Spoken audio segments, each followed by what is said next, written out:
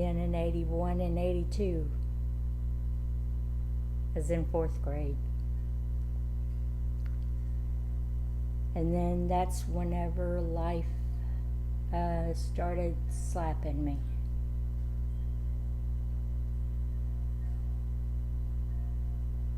And then that's whenever the story begins.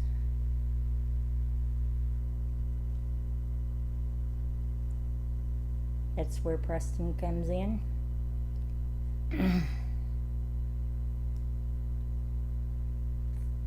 And I failed the 4th grade that year.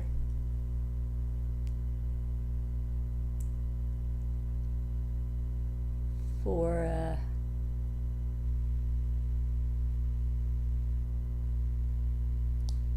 my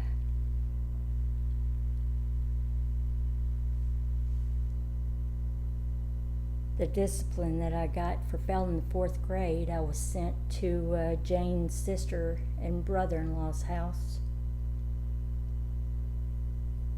Her sister's name was Vivian. His name was Roy.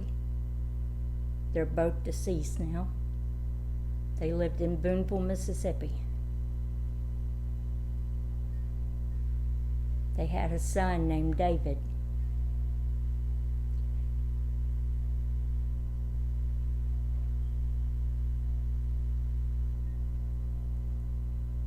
And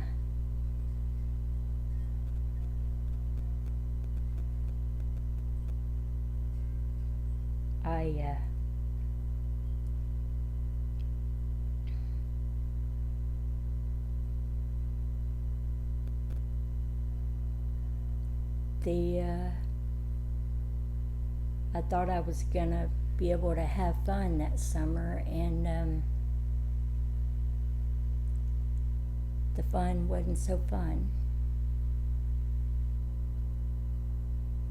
I was this typical,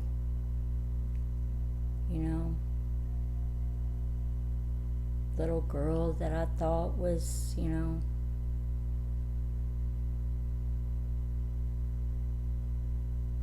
4th grader that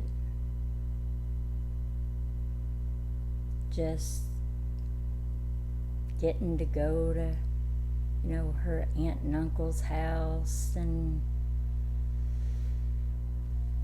supposed to have fun getting away for the summer and do this, that, and the other and go shopping. Yeah, that ended real fast. Didn't happen that way.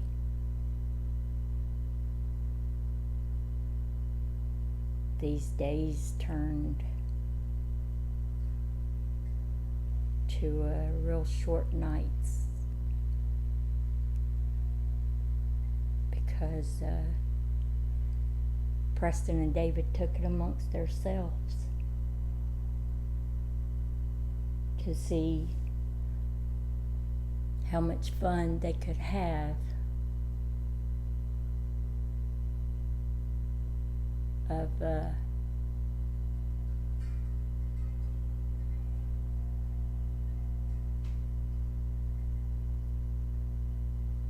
raping me. As they took turns raping me, one of them would cover my mouth so I couldn't scream. So Vivian and Roy in their bedroom couldn't hear me scream, couldn't hear me yell.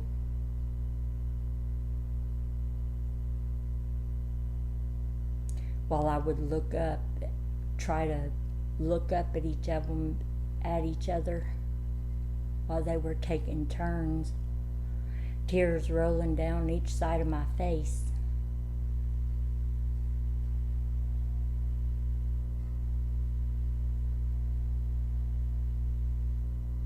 They were laughing. They thought it was so funny. And it went on for night after night after night.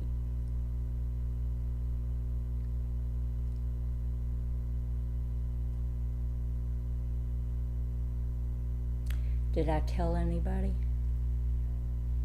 Yeah. I did. Did they believe me? No. Who did I tell? Susan.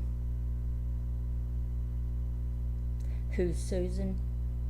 That would be Vivian's daughter, which she's deceased now too.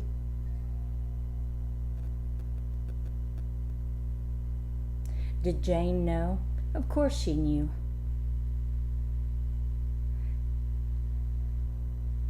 Jane accused her of sleeping with my dad too. When? After Dad and Jane divorced. Did a lot of good.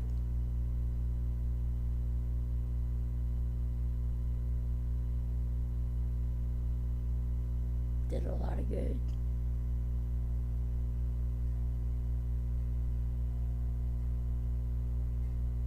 Jane also called me a liar and told me to shut up about Preston and David raping me. That did a lot of good. She still tells me that, you know. Well, I don't even talk to her now, but she told me all this time to keep shut about it. How am I going to? That went on for about a month and a half, the whole time I was down there. I was so glad whenever that month and a half in the summer was over with. How old were the boys at that time?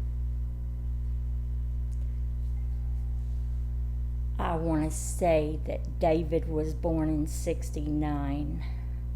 So David was, or is, I was born in 72, so David's, 3 years older than me?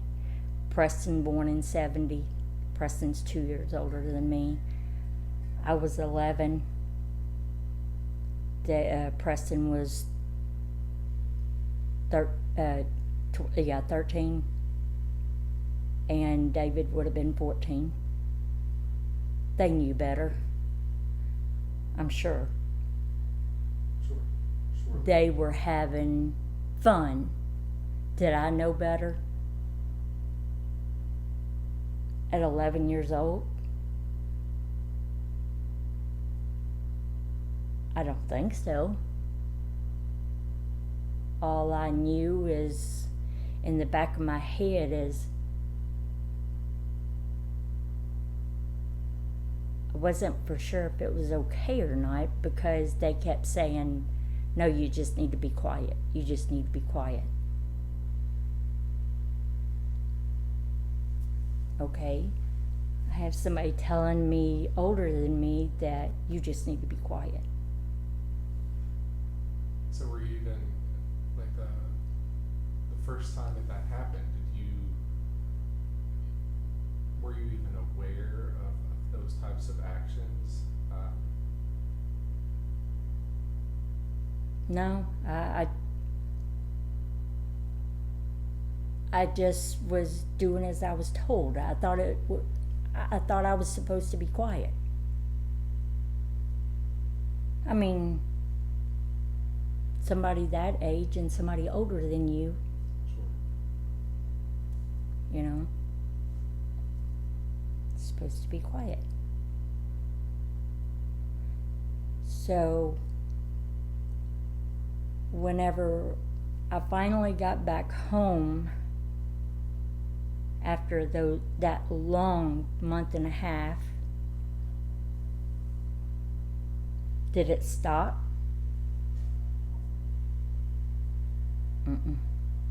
It didn't. It didn't stop.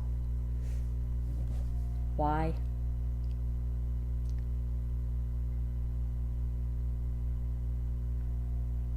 Because Preston thought it was okay to keep going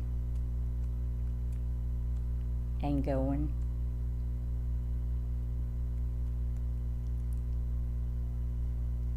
and going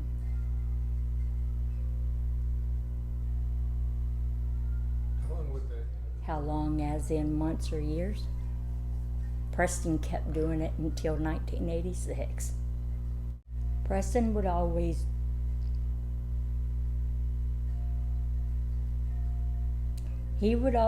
make up.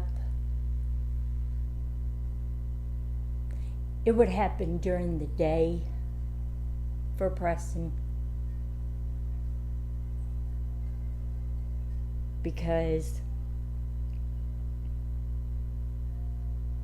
I guess he thought that he could get away with it easier during the day. In my bedroom at the time,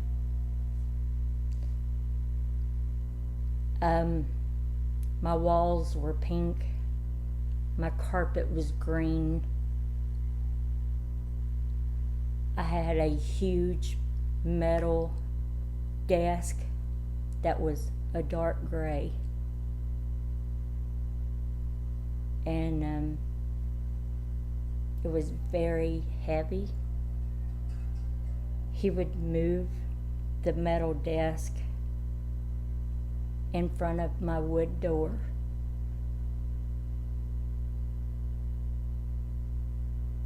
to where you couldn't push it from the outside in the hallway to come in.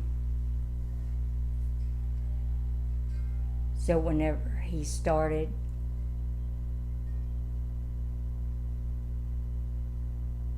until he was finished,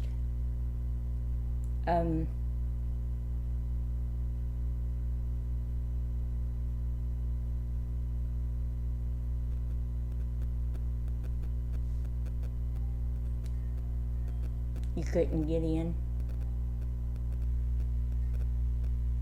I remember him, he would cover my mouth. He would put socks in my mouth.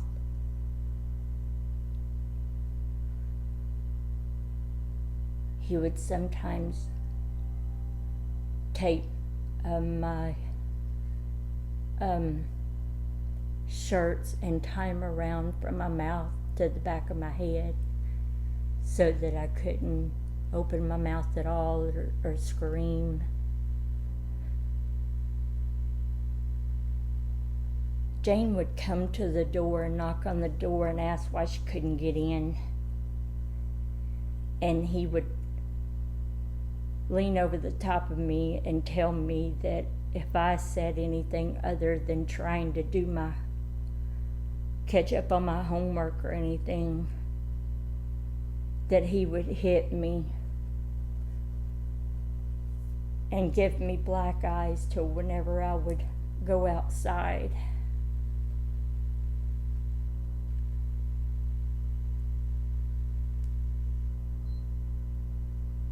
That he would make sure that my friends, Betty and them, would laugh at me because I would have black eyes.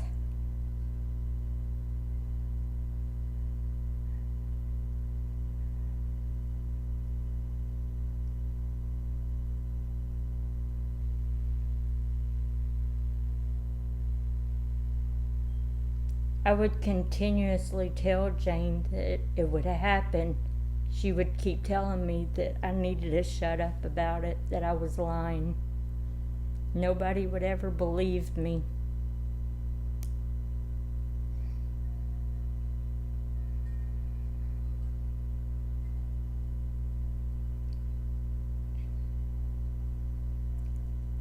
And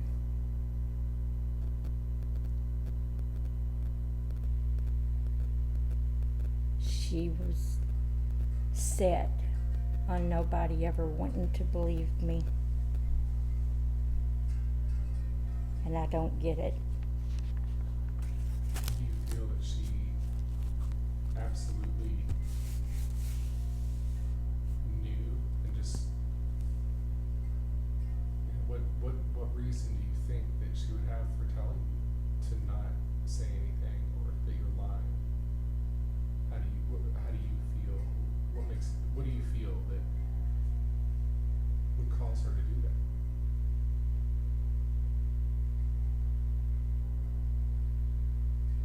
that? Other than that, she didn't want, I don't really know. She probably just wanted people to look at her like she was Miss Goody Two Shoes. To preserve her own image. Yeah, she wanted everybody, in the neighborhood looking at her like, oh, that didn't happen to Anita. She's just lying. She's just wanting attention. Just like the little instance that, I came home one day and me and Betty Lou, which is now my aunt, we almost got run over by a boy that I dated whenever I was a little bit older. He was trying to run over us in his little beetle bug. He ran up on the sidewalk and tried to run over us in my uncle's yard. And I was like, you're an idiot, I take it that was much later. Oh yeah, that was later, a few years later, and I'm like, she said, well, what did you do to him? Well, yeah, I called him a name after he tried to run up in Uncle Jerry's yard and run over us because he's a damn idiot. I mean, come on. That's crazy. Yeah. So, so when you were younger, when this stuff started happening with Preston, and David, how did that change your view of your life? It changed it as in I felt like I was constantly needing boyfriends, constantly needing attention, constantly needing my dad there. And after it, and I can remember, and for some reason I always think about this. I can always remember asking my dad, you want to go, to the store, you want to go to the flea markets together, you want to go to the mall. I used to never do that with my dad before all that. But it was like after all that started happening, I always asked my dad if he always wanted to do that. And it was weird because my dad, he and I always did all that together. And Jane was jealous. She was so jealous. I mean, obviously you felt safe with him. Oh, yeah. So how come instead of just telling Jane, why didn't you tell your father? Honestly, I was scared.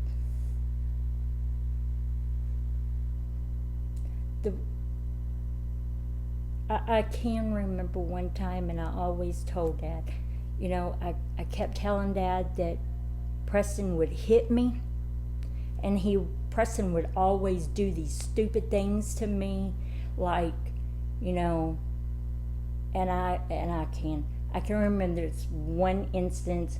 Preston, we used to have a go-kart, and this was the stupidest thing one of the stupidest things that I ever did, and I would never, ever, ever, I don't even think I ever got on a go-kart after this. We got riding down the road in Twin Lakes on Caroline Drive on this go-kart. And this idiot tells me, the brakes went out, sissy. You gotta jump off. And our friend, and I have him as a friend on my Facebook today, and I am not afraid to even mention this. Jimmy Ciccolini will get a kick out of this once he sees this. He hears this story, and I think I've told him before. Preston told me to jump in Jimmy's driveway because the brakes went out. We got in front of his driveway, and I jumped off this go-kart going 20-something miles an hour. And back then, it felt like it was 100. Needless to say, I jumped off this damn go-kart. And I had marks, I had scrapes going all the way down my back, all the way down my legs. I was bleeding. And I'm like, I just jumped off this go-kart. I seriously just jumped off this go-kart, going 100 miles an hour. And I look up after I stopped crying finally, and what do I see? Well, Preston's a couple of houses down. That go-kart had brakes. Brakes didn't go out on that damn go-kart. And I kept thinking in the back of my head, and I don't remember. I want to say I was about maybe 14 at the time. And that was jumping a few years ahead. I think I was 14 years old at the time. And I thought to myself, one of these days, I'm going to get him for that. And then he made me mad one day. And I told Dad, I said, one day he's going to make me mad enough, I'm going to hurt him. And Dad, I'd helped Dad build in front of the front door. We had this wood, I think we called it like a little wood fence outside the front door. And whenever you walk out the front door, you could stand there and just put your hands on this wood fence. And it was, I think it was yellow, if I'm not mistaken, it was yellow. And I told Preston that day, if you don't leave me alone, I'm gonna get you. He kept agging and wouldn't leave me alone. I chased him out that front door that day. Dad told him plainly, leave her alone. She's gonna get you. Leave her alone. He said, yeah, she ain't gonna do nothing to me, you know. And then he kept on. And Jane, you could hear her in the kitchen yelling to the living room, you know, Anita, why don't you leave him alone? And I was like, you know, he's aggravating me. You're yelling at me to leave him alone. And then I heard Dad, Jane, she's not bothering him. He keeps aggravating the piss out of her. So, he kept on. I chased him out that front door. And what happens? I pick up, and in the front yard, we had this, I don't know, you may remember these things. These water well things that you pull the lever on. Okay. Yeah, they had them at school all the time. We had one of them. It was painted black, and around the bottom of it, we had cactuses. Oh. Around the very bottom of the cactuses growing, we had red bricks. Dad told him, leave me alone. She's gonna hurt you. Okay.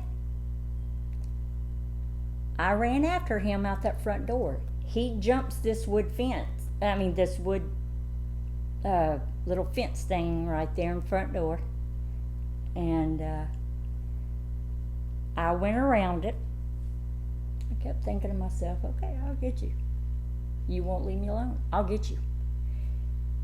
He runs behind me not thinking. He runs behind me. He pulls my hair, and back then I had real long hair. He pulls my hair and he yanks it, and I went flying. I fell on the ground. I get up. What do? I started running. I pick up a brick. I threw it at him.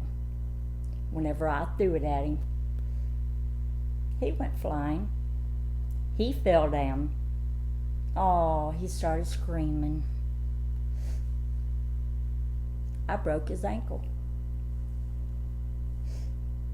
That's where you got him with the brick? Sure is. Jane comes running outside. What happened to him? What happened to him? Here come Dad. Dad said, what'd you do to him? I said, I told him to leave me alone because he wouldn't. So I got him. He said, what'd you do? I said, I hit him with the brick. He said, well, I told you to leave her alone and you wouldn't. She said, what'd he do to her? What'd she do to him? And I said, I told him to leave me alone and he wouldn't. You wouldn't make him, so there you go. I said, I picked up the stupid brick and I hit him with it. Where'd you hit him with it?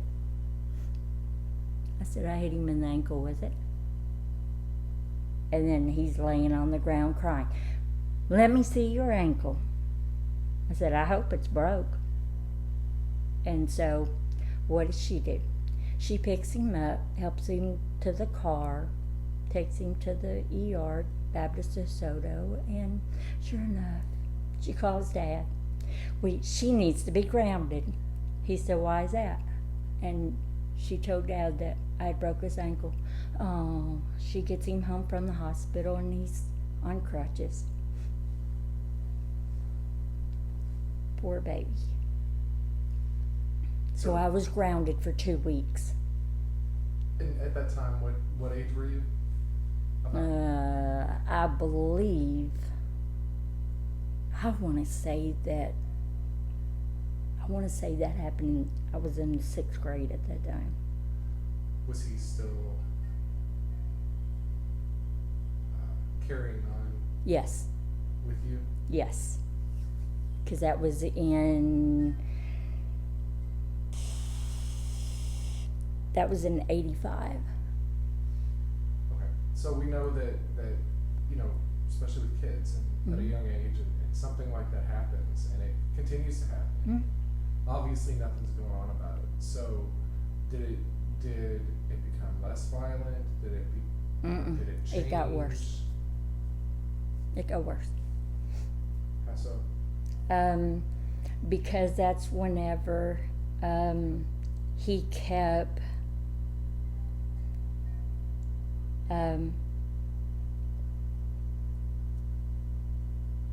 it changed as in how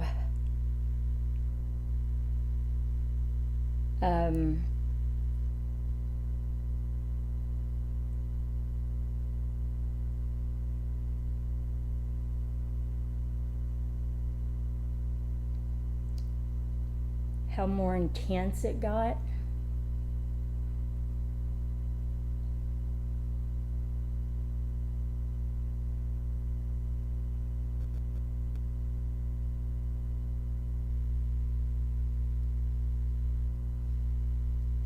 Since you were, you were obviously having a lot of interaction in front of your parents, with the brick and surely other things as well. What at that point kept you from taking that aggression that you used on the brick to fight that off? I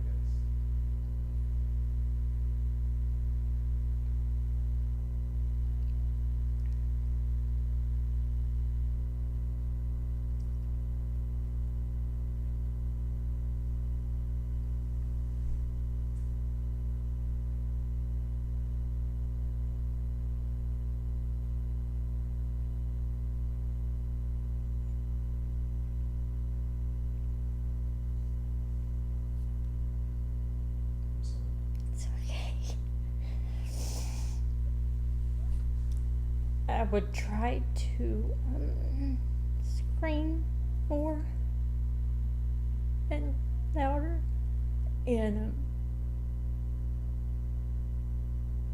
he would threaten me more and more violently, and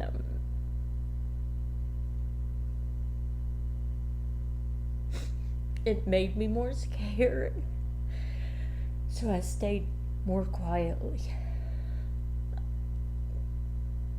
because I didn't know what else to do. Did he ever get physically violent during those encounters? That would, of course, intensify obviously your fear and your compliance, with him, such as, I hate to ask this, as difficult, physically choking or keeping, is that what you mean by intensity?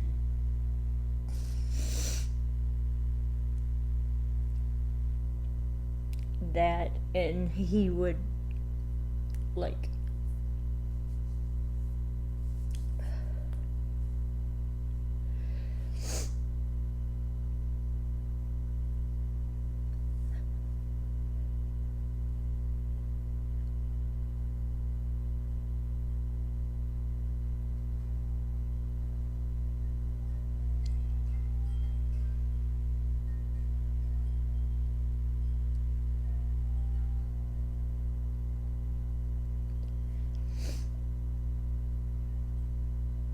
If you don't want to answer, that's okay.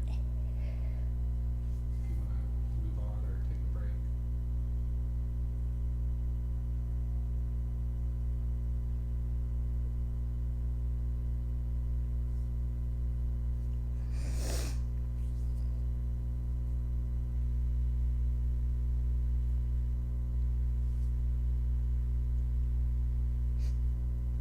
it seemed like the more and more I would irritate him, the more and more each time that he raped me, the more and more he would hurt me whenever